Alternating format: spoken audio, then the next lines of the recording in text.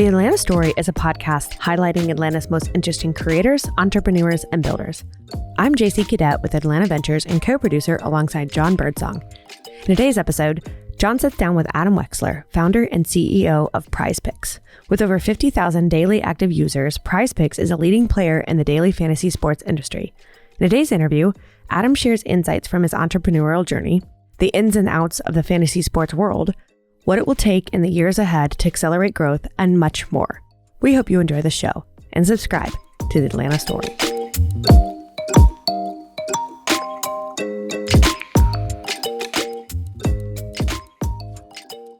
Adam Wexler, the Word Painter, at the Word Painter, CEO of PrizePicks. Welcome to the Atlanta Story podcast. Thank you for being here. Appreciate you having me, Jon.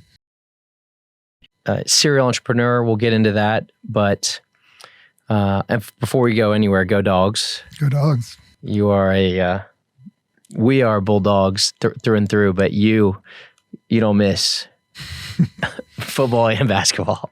I am a very big Georgia basketball fan. I'm hopeful. I'm optimistic about hopefully we solve for that with this more recent hire. But we got other things to talk about. Absolutely. Today, so. You've set a goal to have PrizePicks be the number one spot on the leaderboard at the Atlanta Tech Village. So when people pass on Piedmont Road, they can see PrizePicks at the top of the leaderboard. How far away are you from accomplishing that goal?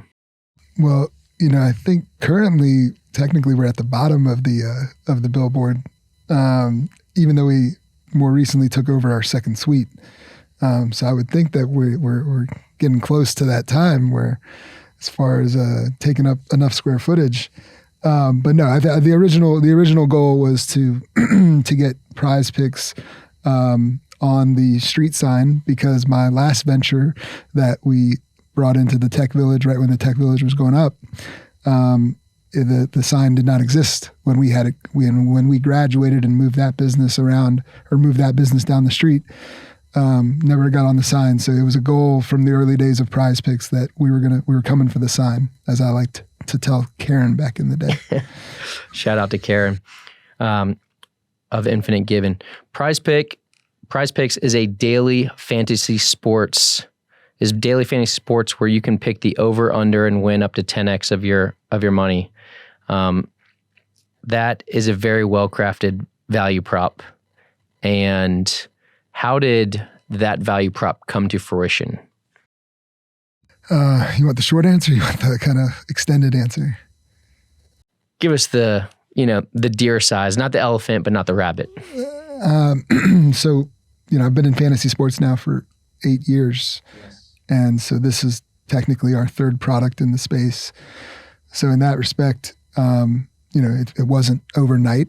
But what got me into the industry and how I've always gone about my entrepreneurial, ventures is really just kind of being observant, scratching my own itch, just different things that I'm exposed to that I already have some level of insight into.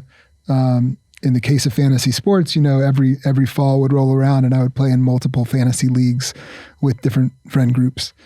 And what got me in was I always recognized that the most thankless job in the world was being the friend responsible for collecting money from your other friends.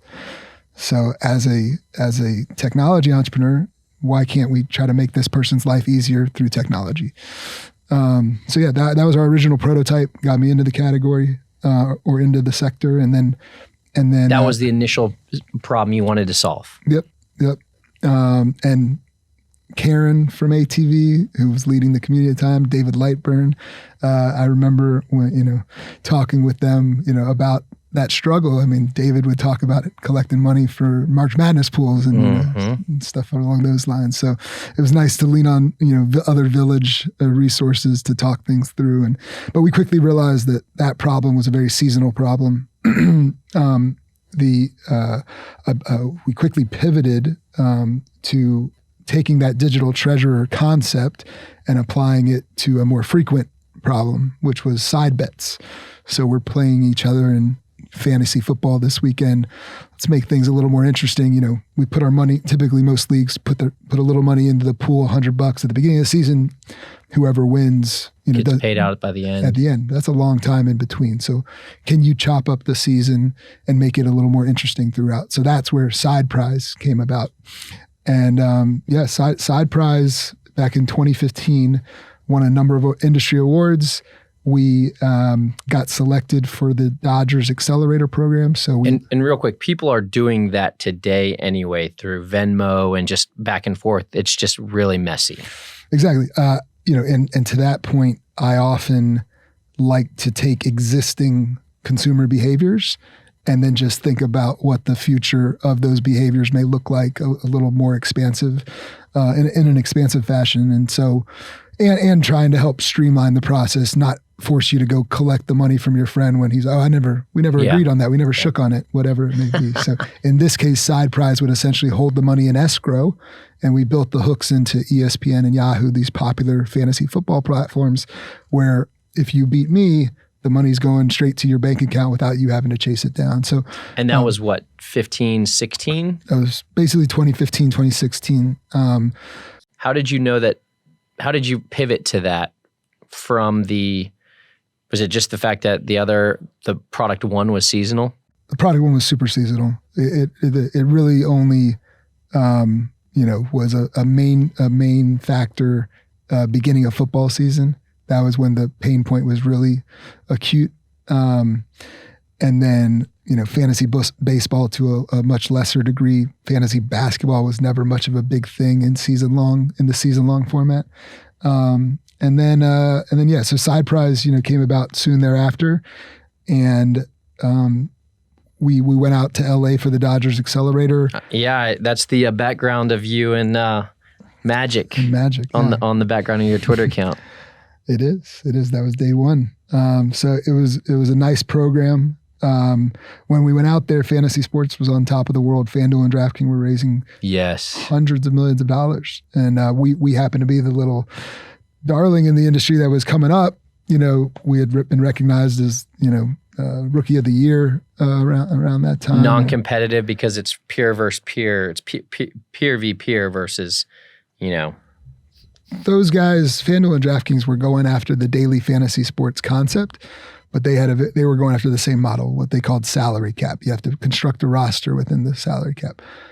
In a similar but very different way, we were going after the notion of daily fantasy, weekly fantasy, however you want to describe it, but it was layered on top of your season-long fantasy leagues and chopping that up into more bite-sized chunks. So it was and, not or. Yeah. Got it. Yeah. But then while we were out there, the fantasy industry kind of collapsed because all the AGs came in and said, this is all illegal gambling.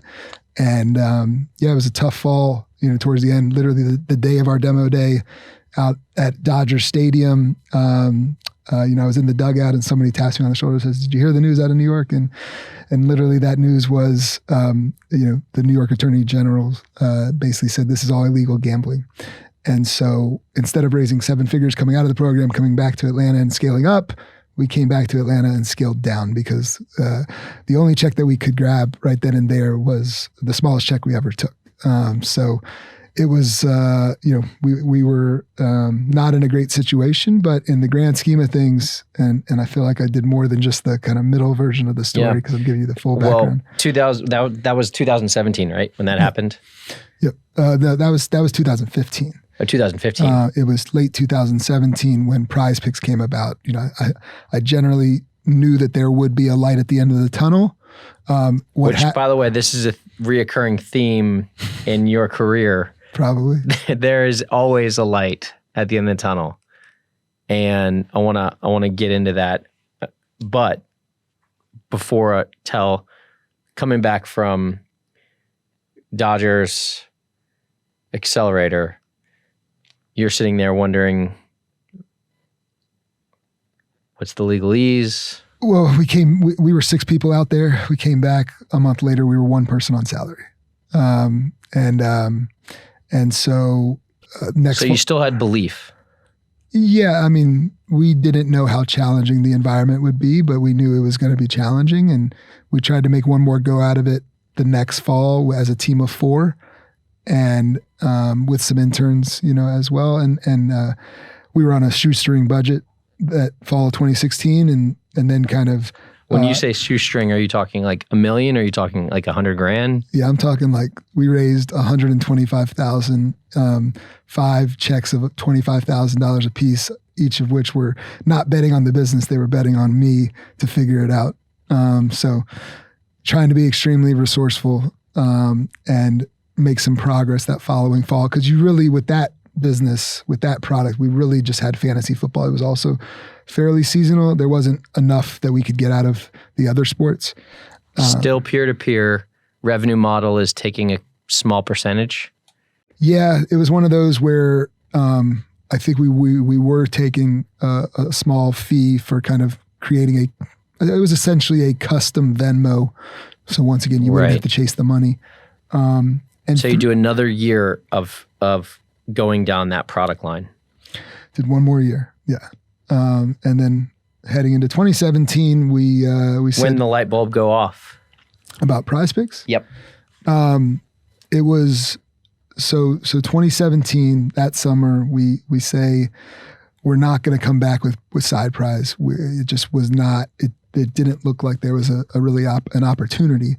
But then around the same time, the Supreme Court says they're taking up this case. And so this spotlight that had been on the fantasy sports industry for, 24 months was now going to shift towards a sister category of sports betting.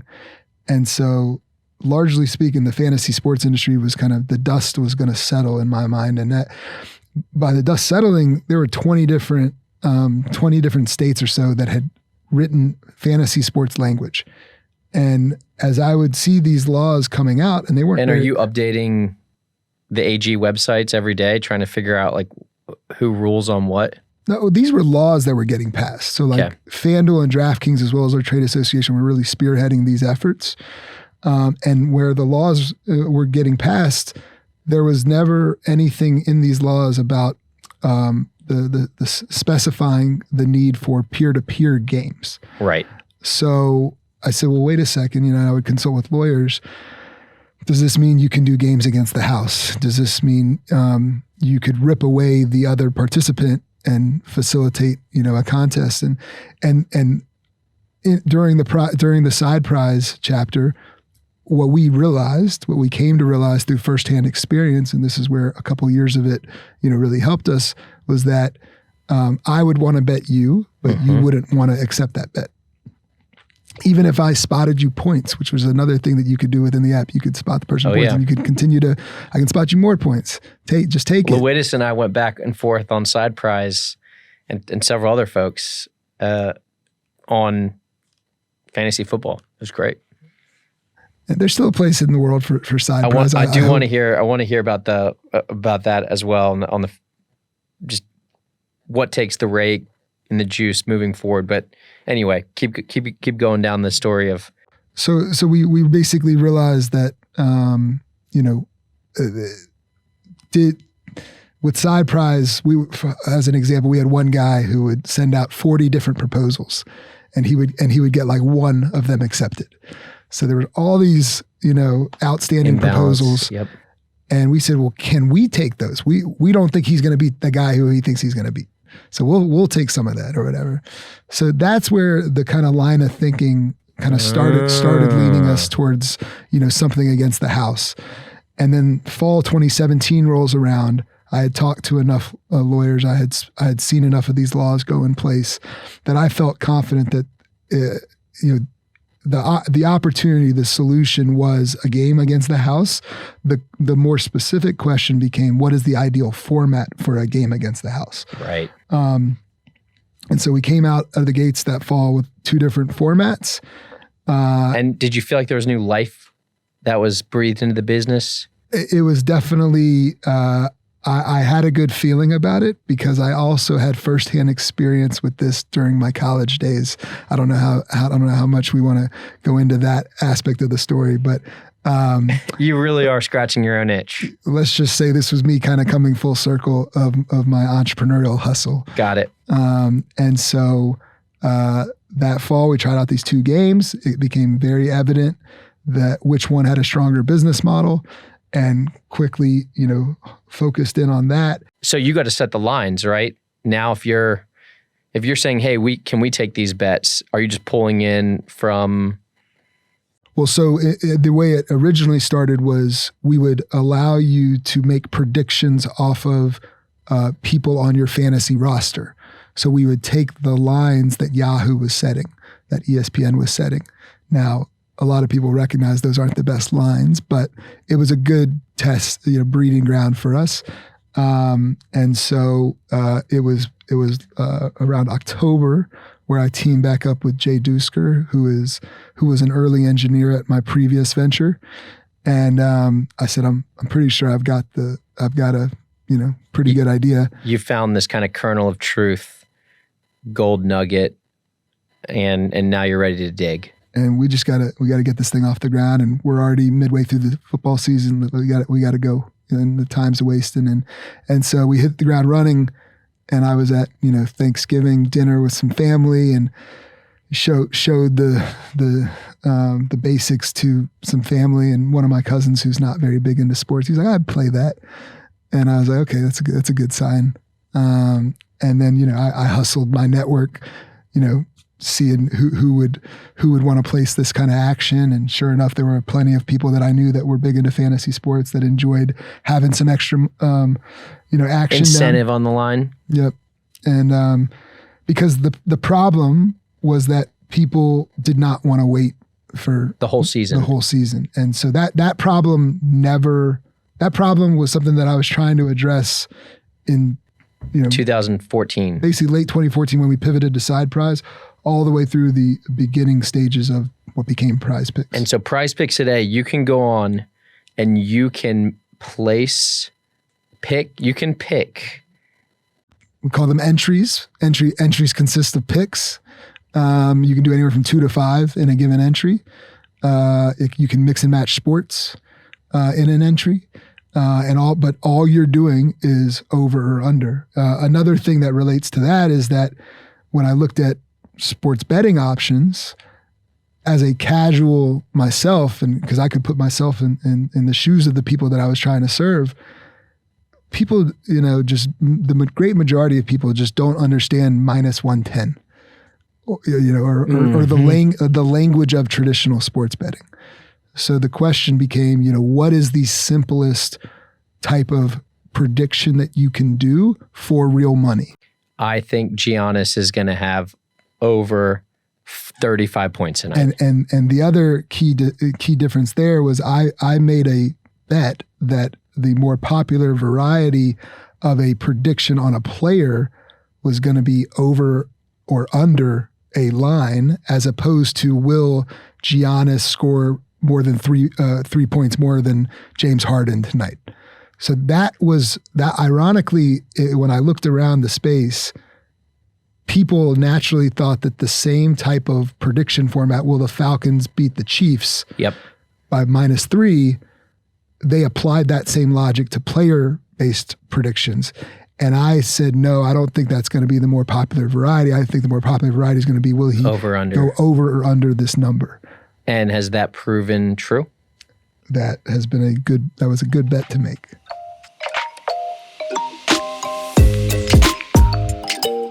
And we're going to take a quick break here and share that this podcast is brought to you by Atlanta Ventures. If you are looking to start the next $300 million business out of Atlanta, check out the studio at atlantaventures.com.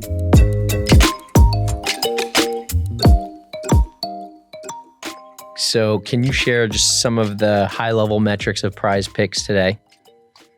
High-level metrics. Well, we're about to cross over 1 million people in our database.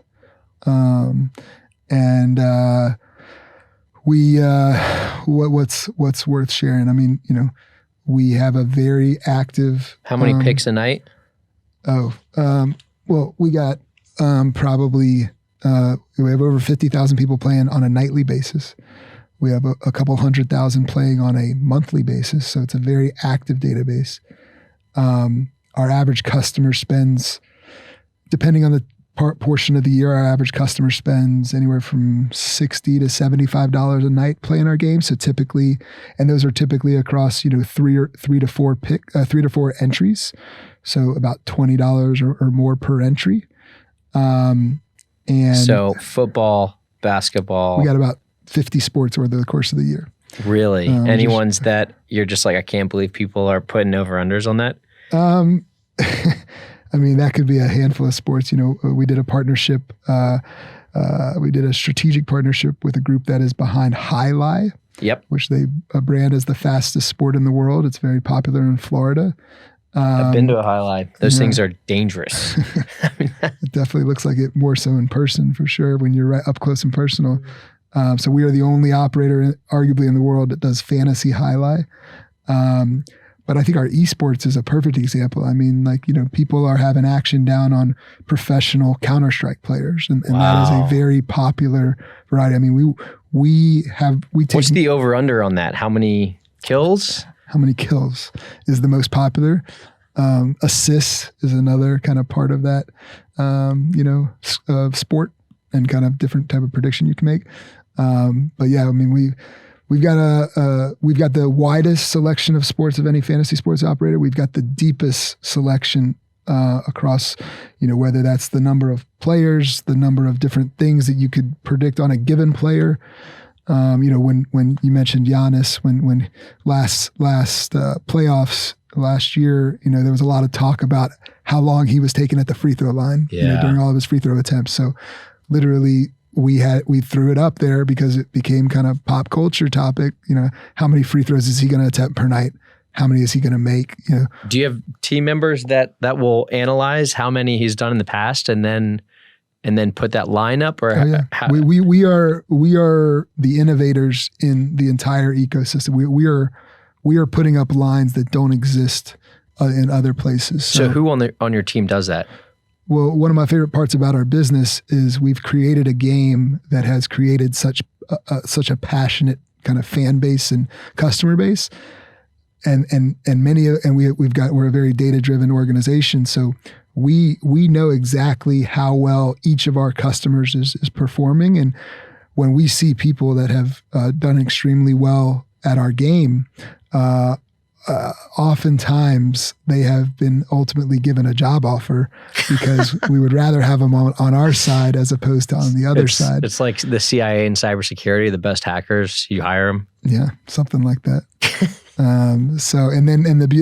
The beautiful part there is that they often come in through that side of the house, and then because they're so analytical and they just really know the ins and outs of both our game, but the audience that we're trying to appeal to, but maybe people that are a little less sharp than they are, they'll often move into different portions of the organization. So whether that be customer acquisition and measuring, our blended customer acquisition costs, retention, analytics.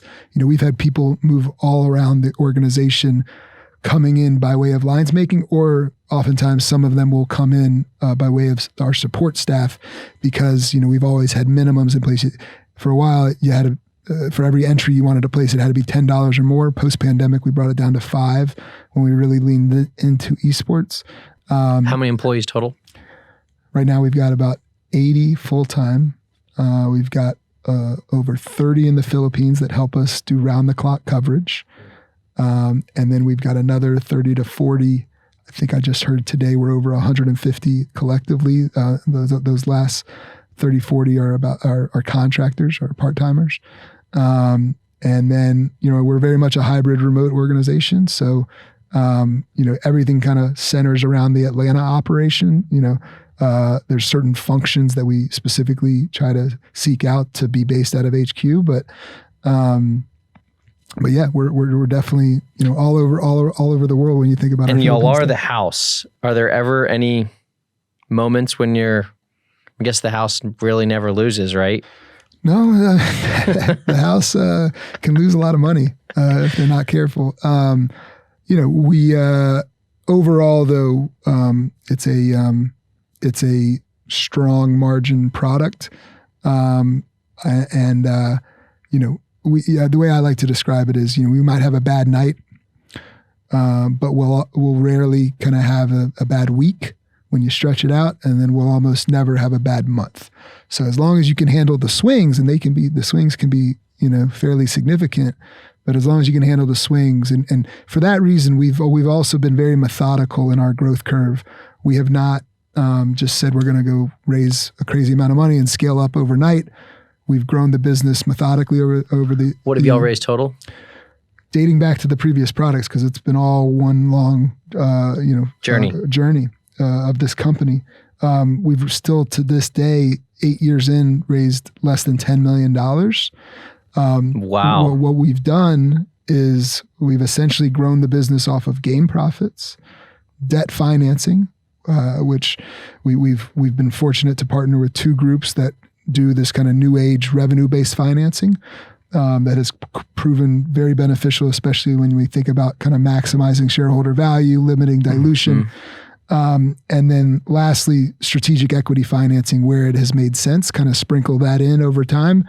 We are finally moving into, despite having turned a high 7-figure profit last month, we are finally heading into our first significant outside funding round.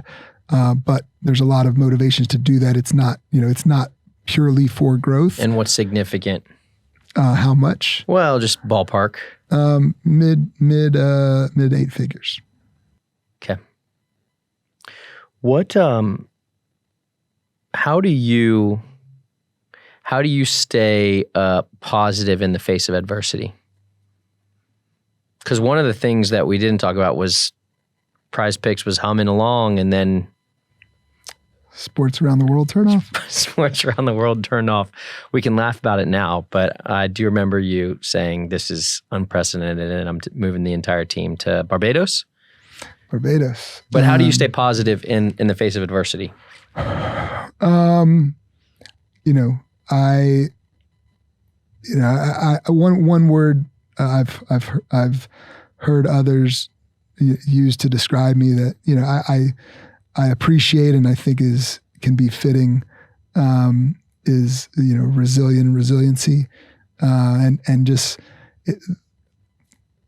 it would take a lot for me to have to close up shop for something that's going well.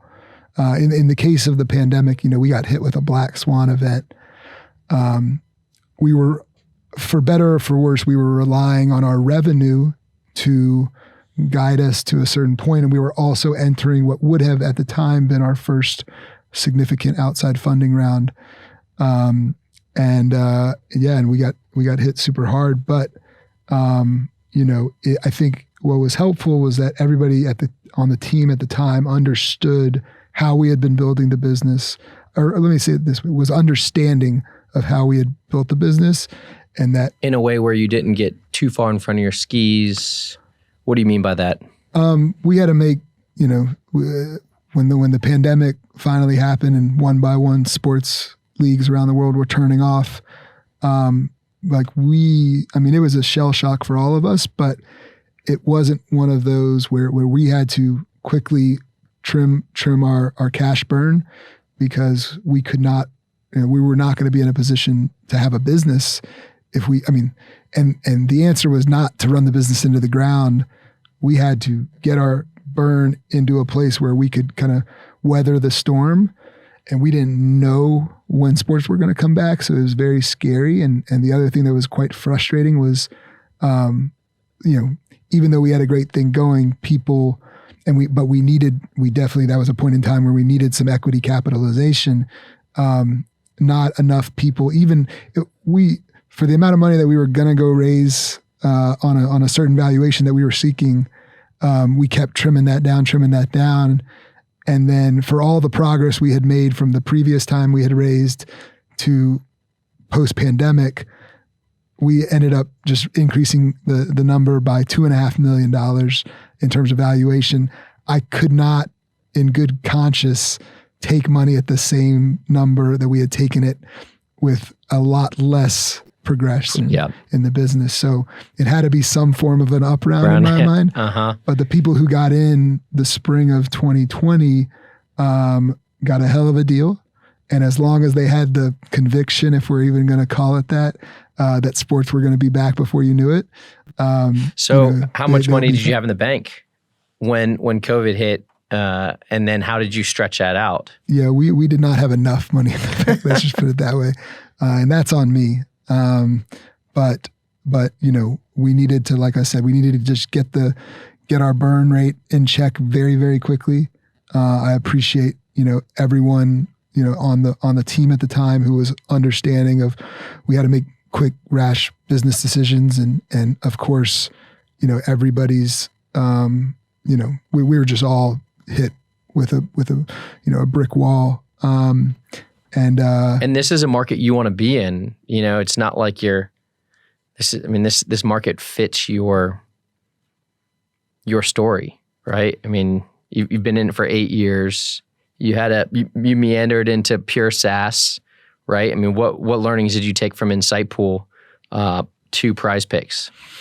I think there's a number of, so my full background was, or at least my tech entrepreneurship background. Go rank 'em. Which by the way, I remember in college, big sign out in front of the Georgia Theater, rank your favorite songs from your favorite artists. Rank your favorite songs from your favorite artist. You could argue that was the entertainment space, but just obviously from the music industry point of view. And then, that venture failed, but it was the marketing that we did for that turned into what would become Insightpool, where we just kind of productized and streamlined what I was doing by hand. And then, Insightpool goes out and services Fortune 500 brands from Coca-Cola to NBC Universal, et cetera. It was great to have that B2B SaaS experience. I'll tell you, it's actually coming in handy this second because, we amongst the million people that I referenced earlier, there's only a couple hundred of them that are responsible for, we call them our super whales. And these people, have generated a lot of revenue for the business. But hey, at the end of the day, our goal is to provide a high quality entertainment experience at the end of the day. So, those couple hundred people that I referenced, they have VIP account managers. So we treat them like royalty.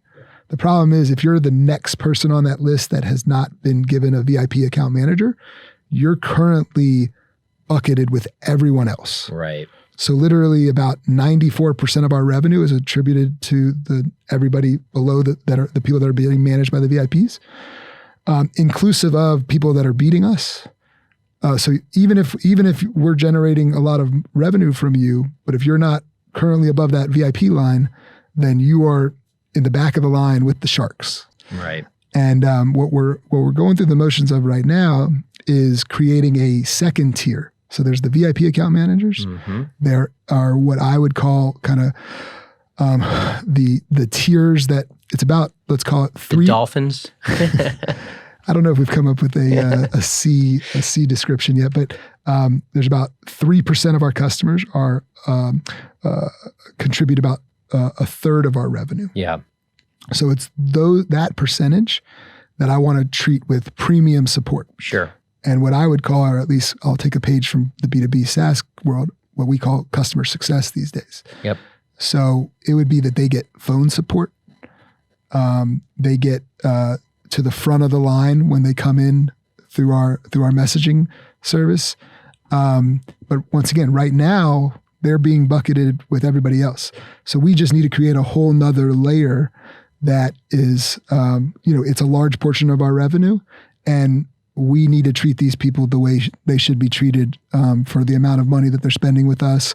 And, there's always going to be things that we can do to improve our experience for our customer base, and especially for those that are taking their hard-earned dollars and putting that disposable income towards something like PrizePicks. We need to treat them appropriately.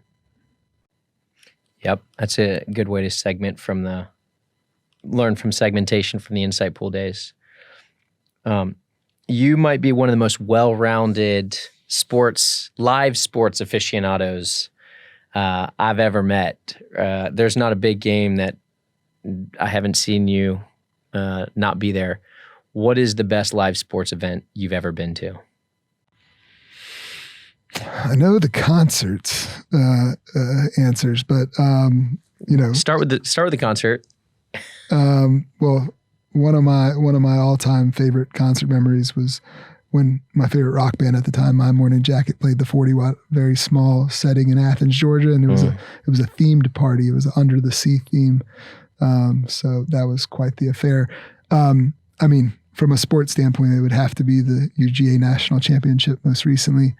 But had I not had a dog in the fight, I still haven't been to a Super Bowl, so that's one that I'm sure is quite amazing. I would have thought you would have been in there at 2017, even though all of us forgot about that. No, I was not there for that one. But yeah, blessing in disguise. Yeah. So where does PrizePicks go from here? You've got 1 million folks in the database, about to raise a big round. Where do you want to take the business? So our vision is to build the most highly regarded operator out there. A parallel that I like to draw for what I mean when I say that is, if this is a brand new Vegas strip of a category, we want to be the Cosmo. We want to be the Cosmopolitan. It's a higher end brand. It appeals to millennials and Gen Zers that have disposable income. And that's the vision that we're trying to execute on. Our stated mission is that we want to be the most exciting complement to your sports viewing experience for you and your friends. So that last little portion is something we added on about 6 months ago, and it really relates to just investing in our community, which is a huge part of our experience. So we've actually, just in the last 9 months, grown our Discord community, which is kind of like the new age message board. Sure. Into by far the most engaged and active Discord community of any operator, fantasy sports or betting. And it is something that dramatically sets us apart from the pack right now. And one of the things I actually like about where that is and where that can go is currently it has over 50,000 people in it. Wow. The messages are flying all day long, especially during the games. But yet it has a lot of problems that need to be moderated, for example. But these are all solvable problems. They just need to be consciously addressed. And if we can do that and, for example, make it a more welcoming environment for females, once we're able to put the proper, moderation in there, or just, I shouldn't say put it in there. It's already happening. But once we're able to do additional enhancements, we want it to be a very welcoming community for any and everybody. And I can't wait until the community of people that are in there is a huge portion of our active member base and just our member base overall. We call them members. So you kind of, to a certain degree, you have to abide by rules of behavior. Maybe you might know a thing or two from the Intown Golf Club. Where does the future of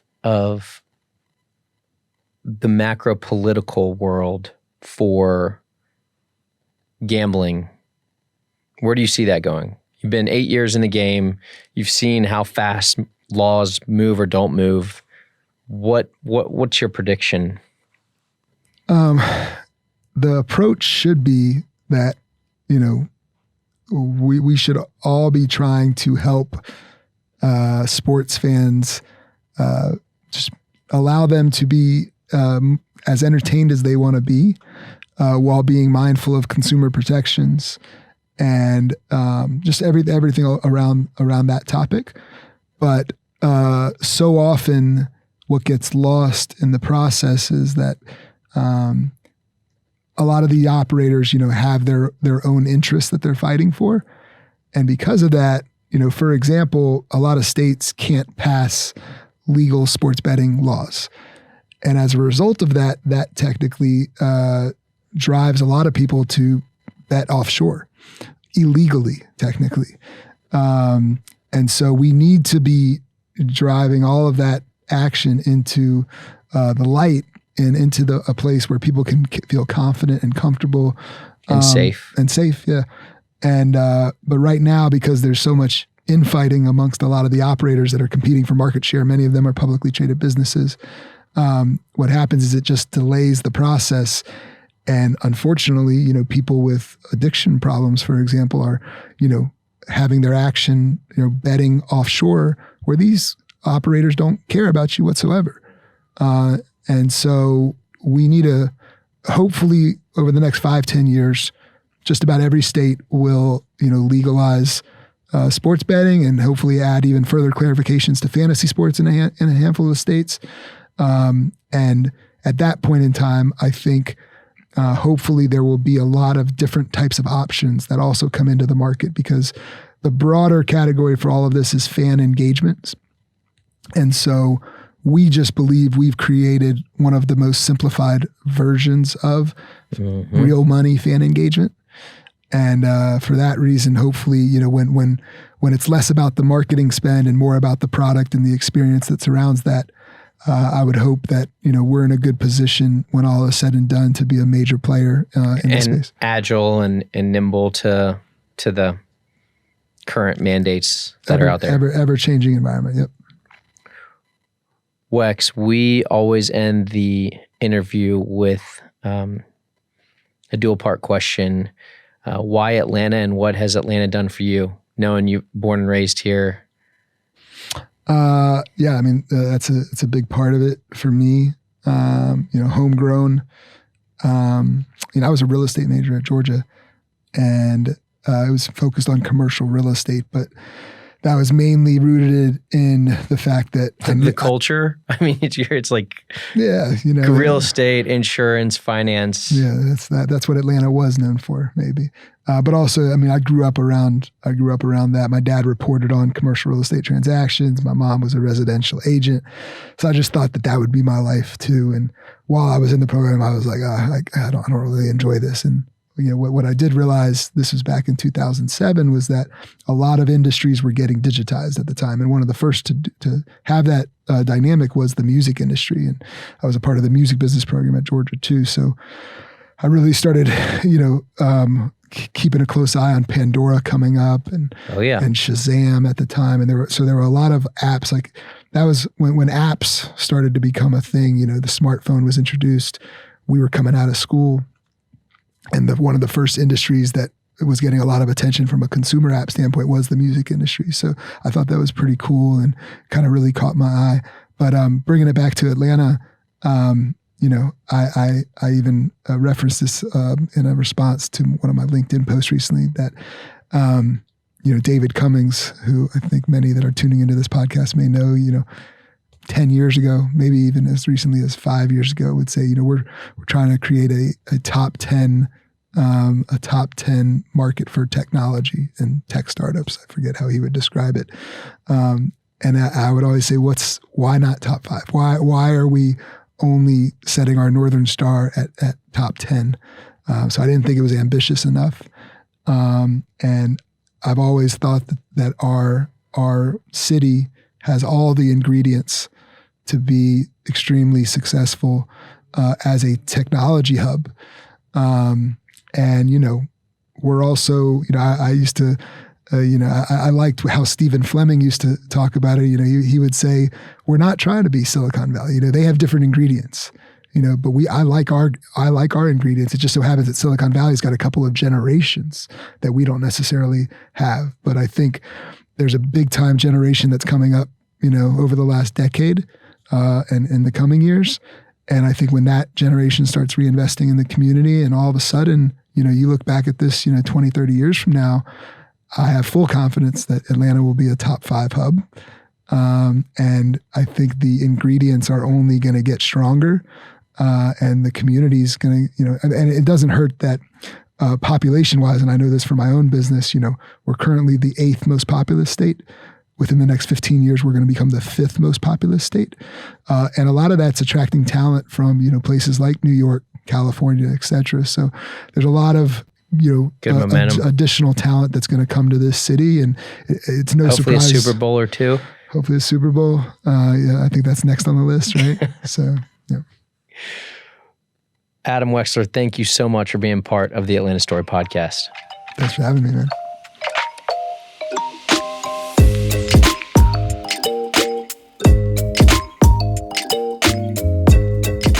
podcast is brought to you by Atlanta Ventures. It was co-produced by JC Lucas and Jon Birdsong. If you are looking to start the next $300 million business in Atlanta, check out the studio at atlantaventures.com and the companies we work with who've done it before. Thank you for listening to this episode. If you enjoyed it, please share it at your next coffee meeting or dinner greeting, rate it, and write a benevolent, eloquent review.